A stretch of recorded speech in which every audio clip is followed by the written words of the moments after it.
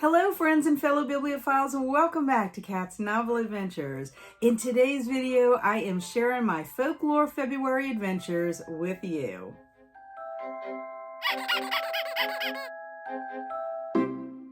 First, a huge thank you to everyone who participated in Folklore February with me. This was my second year hosting this readathon, and I had such a terrific time.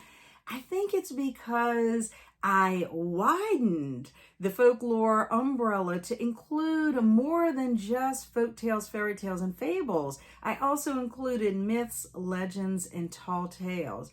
And another thing, I was not so specific with prompts this year. I had 4 one-word prompts: mirth, magic, mystery, and monster. And I had a bonus prompt, which was to to watch anything that had to do with folklore. And I loved the flexibility. It just opened up a plethora of stories for me to read. And it seems like you guys that participated enjoyed the flexibility as well. I ended up reading 7 books for Folklore February. 3 of them were picture books. 1 was a novella. 1 was a middle grade / YA. Another was a collection of politically correct bedtime stories. And then I read an extreme horror novel. I also read 4 stories out of 2 collections, and I learned a little more about gnomes. I read 2 legends from Mythical Monsters, edited by Chris McNabb. These are supposed to be the scariest creatures from legends, books, and movies. I actually borrowed this book from Andrew. I believe he got this book from a Scholastic book fair many, many moons ago. So the first one is Black Dog. And what I like about this book is that not only do they tell you about the legend, they also give you some facts about where this legend came from, some creepy little stories, also some physical attributes about the creature. Anyway, getting to Black Dog. Did you know the earliest known report of a black dog was in France in AD 856 when one materialized in a church? Even though the doors were shut, the church grew dark as it padded up and down the aisle as if looking for someone. The dog then vanished as suddenly as it appeared. And then in Missouri, in the USA, a hunter once threw an axe at an enormous black dog. The axe passed right through the beast's ghostly body. Now, folklore says that if you see a phantom hound with a black coat and blazing eyes at night, bad luck or even death is close at hand. And something that is also very interesting is that the Black Dog stories influenced Sir Arthur Conan Doyle when he was writing The Hound of the Baskervilles. You can find the Black Dog tales from Britain and Ireland, but there have been sporadic sightings in Scandinavia, Germany, France, and even as far afield as Nova Scotia in Canada and the eastern states of the USA. The second creature that I read about was the boogeyman. And the boogeyman is found mainly in North America, where many towns and districts have their own legends about this horrible being. Boogeyman tales are also told in the UK, especially in Scotland, where stories of bogies abound. And did you know that American communities often give the boogeyman local names such as the Shape, Rawhead Rex, and the Hook? Also, the word boogeyman may have come from Scotland, where mischievous goblins are called bogles, bogies, and boggarts. And there is a boogie woman who haunts the Western USA, where she scratches on bedroom windows to scare small children. England also has a boogie woman tale. Jenny Greenteeth haunts the county of Lancashire, UK, where she preys on children who play too close to streams and ponds. Green slime on the water's surface is taken as a sign of her presence. This was a lot of fun to read, and I am continuing to read the stories out of this book throughout the year. Next, I'm going to share some fun facts that I've learned about gnomes. This is the beautiful book that I received from Andrew and Megan for Christmas, and I absolutely adore gnomes, and this book is fantastic. It has an introduction by Brian Froud. The text is by Will Hewen, and it's illustrated by Rian Portaleve. And I just have had the best time reading this book. I'm taking my time with it. There was no way I was going to finish in Folklore February, and I knew that. I planned on reading this throughout the entire year. So I just like being able to pick it up and read a little something from time to time about these precious little gnomes. So first, it starts off with giving you some geographical information and some historical background. The origins are early Scandinavian, and gnomes are found even in the United States, in Canada, as well as different parts of Europe. I got to delve into their physical appearance. Not only do you know how tall they are, but you also find out how much they weigh. I mean, a male gnome is like 300 grams, and a female is anywhere from 250 to 275 grams. You also get a peek into how they dress for summer and winter. You also are introduced to their animal friends and foes, and their clothing is important because that's what helps them distinguish between being a little gnome to their little bird of prey friends, or if they are dinner. So it's very important that they are able to present themselves in such a way that they do not end up getting eaten. Also, their cap is very, very important, and I wanted to share that with you because in the book, it even says the cap deserves an extra explanation. It is made of felt and is solid from its tip to the top of the head. The gnome never removes it except in darkness before going to bed, and probably, although we have not seen this for ourselves, when taking a bath. A gnome without a cap is not a gnome, and he knows it. So very, very fun. I can't wait to read more of this. I ended up stopping on the physiology of the gnome, where you get into their nervous system and their muscular system and their skeleton and all this kind of stuff. So that is where I stopped, and I'm going to continue with it for the remainder of the year.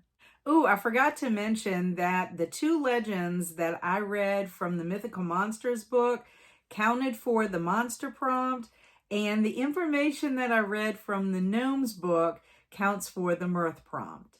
The next two stories that I read came from the Brothers Grimm fairy tales collection, and the first one is The Frog King, or Iron Henry. And this fairy tale is about a prince who was turned into a frog by a witch. He is rescued one day by a princess because he does the princess a favor, and she brings him back to her home. But she finds him very disgusting and doesn't want to have anything to do with him, despite what her father says she has to. Anyway, one day she just gets so grossed out by him that she decides to fling him against a wall, and then he magically turns into a prince again. So this counted for the magic prompt. And once he's a prince, it is decided that the princess is going to marry him. He is picked up by his servant, Iron Henry, and there's a little magic involved in that too, because apparently the servant's heart had iron bands put around it because he was in such distress about what happens to this prince. Very, very different from other versions that I have read or have seen about the Frog Prince, but still a good story overall. And then the second story was called The Riddle, and this counted for the mystery prompt. And this was about a prince and his servant, and they're going on adventures. They have some weird circumstances that involve some really bad people, and he ends up in a town where there lives a princess, and the princess wants to get married, but she's making things very difficult for her suitors, and they have to solve a riddle, but she does things in a very mischievous way that they'll never be able to guess. So there's an unexpected twist at the end of this story.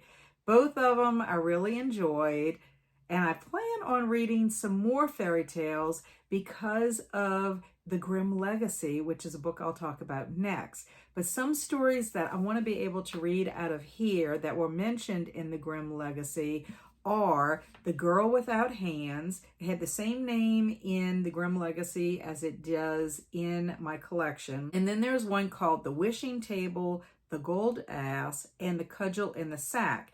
And this one is mentioned as The Table Be Set, Gold Donkey, and Cudgel in the Sack. Another story I want to read is The Shoes That Were Danced to Pieces, and many of you will know this story by The 12 Dancing Princesses.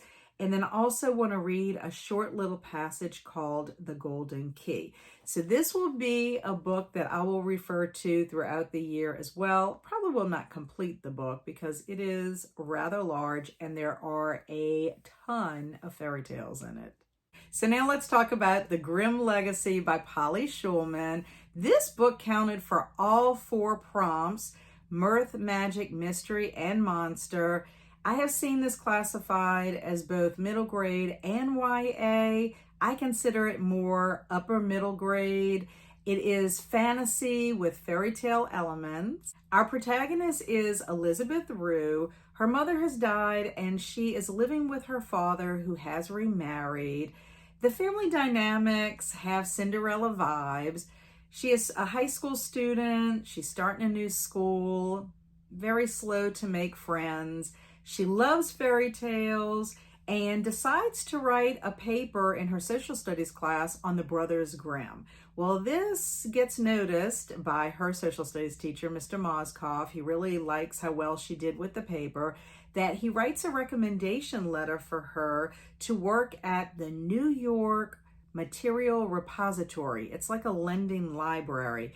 And this library has all kinds of fantastic artifacts. They're old, they're obscure, and there is a special collection of magical objects that were in the Brothers Grimm fairy tales. When Elizabeth gets there, she discovers that there are some items that have been stolen from this magical collection. So she and her fellow pages have a mystery on their hands, and they have a wonderful adventure trying to figure out who is stealing these objects and replacing them with fraudulent ones. I love fairy tales, I love mysteries, and I love stories that take place in libraries and museums, and the Grimm Legacy kind of blends all of that together. There's lots of adventure, there's magic, there is humor, and some very interesting characters.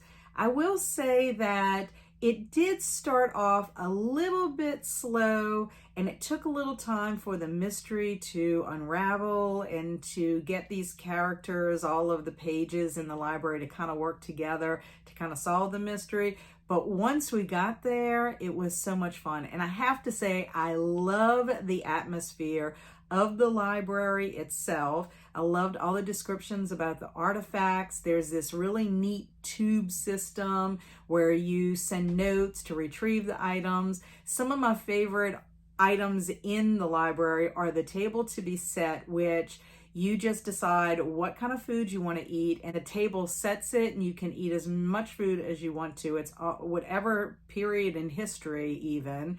And then also there is the Wicked Witch, or the stepmother of Snow White, her magic mirror, and it is very snarky and talks in riddles, but it's just a lot of fun. I ended up giving this book 4 stars. I had a lot of fun reading this next book, which is a delightful blend of fantasy, Norse mythology, as well as adventure, and that is Odd and the Frost Giants, written by Neil Gaiman and illustrated by Chris Riddell.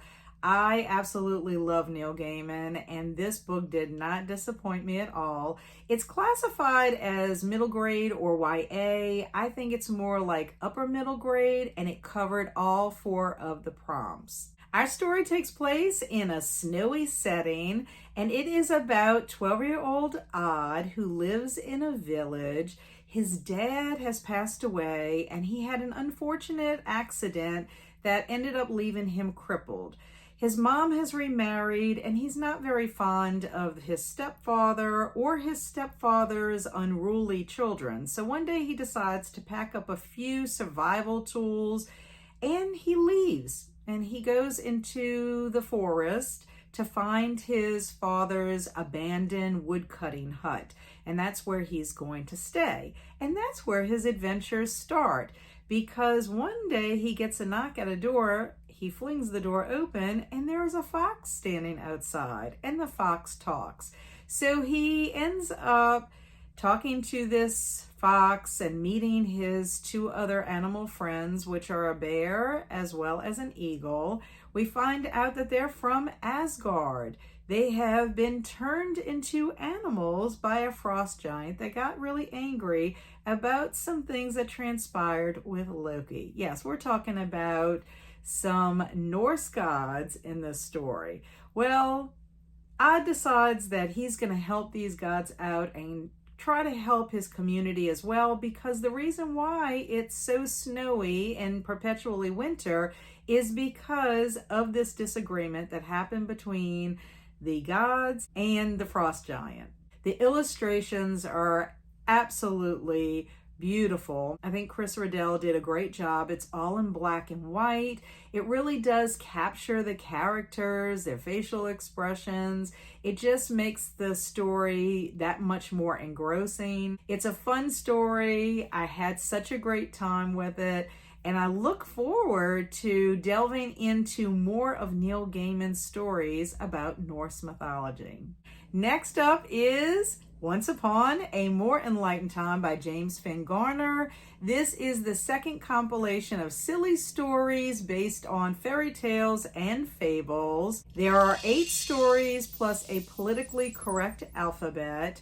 I read this not only for Folklore February, but also for GarbAugust 2.5 Wasted Weekend. I did a whole entire vlog on it. I'll leave that video link in the description box below if you want to check out all of my feelings about the stories that I read. I counted it for the prompt of Mirth. It was fun. It wasn't as fun as the first collection, but I still had a good time with it, and I ended up giving it 3 stars.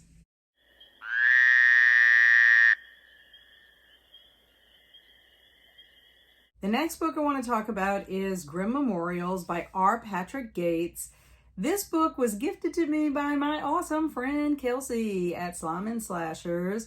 She also runs a book club called the Midnight Book Society, and for February she chose this book in celebration of Folklore February. She likes to read lots of horror, and this is no exception, except I would call this extreme horror with folklore flavor. This is a story about the Naylor family. Steve gets a new job in a town called Norwood, so the whole family moves there. Diane, his wife, is pregnant with his child. She has 2 children, Jen and Jackie, from a previous marriage. Her first husband passed away. They are very excited about their new home. Unbeknownst to them, though, there is a witch living in the vicinity, and she wants to achieve immortality. And the only way she can do that is by capturing little children, innocent little children, and stealing their souls. It's kind of got like Hansel and Gretel vibes, and I must say I really was hopeful for this novel. It was published back in 1990, and sometimes vintage horror novels are not always the best when it comes to their content. Let's just put it that way. But the premise sounded really good, even though it had some really great imagery. His writing was pretty good, and some of the characters were interesting enough that you wanted to keep following along, especially Jackie, the little boy, another little boy named Davy. Eleanor is pretty developed, even though she's horrible and disgusting and vile. And then also, too, he had such brilliant use of folklore that this would have been a wonderful story. Unfortunately, too long, too gross, and not very scary. I did not care for it. I like reading horror, but extreme horror is not my cup of tea. I don't find it scary to read pages and pages of anybody getting tortured, much less little children. So I ended up giving it 2.5 stars, and I rounded it down on Goodreads. So it's 2 stars on Goodreads. Now, if you want to hear more of my thoughts, you can hear my discussion that I had with Kelsi on her channel, Slime and Slashers.